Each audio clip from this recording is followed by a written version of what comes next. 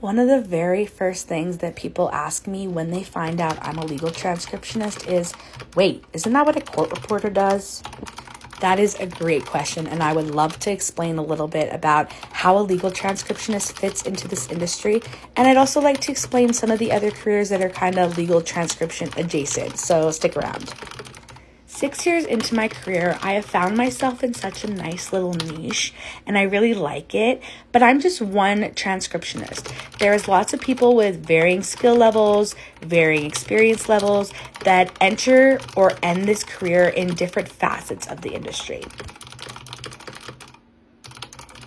Basically, all over North America, there is a lot of different ways that we can do takedown in the courtroom. For some reporters, that might just mean recording the audio and then having to have a transcriptionist type it. That might mean that you're a stenographer who actually doesn't even use a transcriptionist that often, or you could be a voice writer or other methods where it's kind of in between and you vary on the amount of help that you may need from a transcriptionist. There's also large agencies that work with many court reporters and many legal transcriptionists to make sure that all the work gets done from all of their parties, and there is a large amount of proceedings and pages that are happening that aren't necessarily just from court reporter to transcriptionist. There is a middleman in between to help facilitate some of that transaction. Another really secret part of the profession is another job called scoping.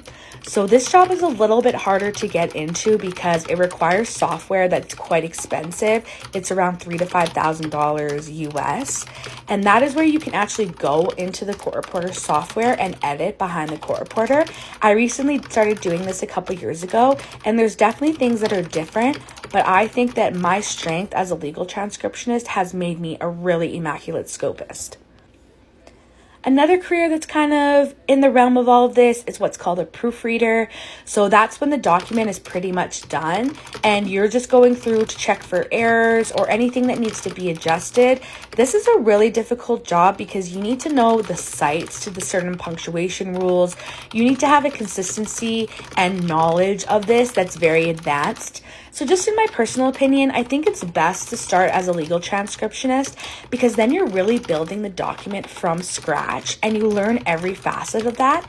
And hey, if you want to move on to be a proofreader one day, it's less labor intensive. You get paid a little bit less and there's a little bit less work available in the field, but it's something you can do and services that you can provide as a legal transcriptionist.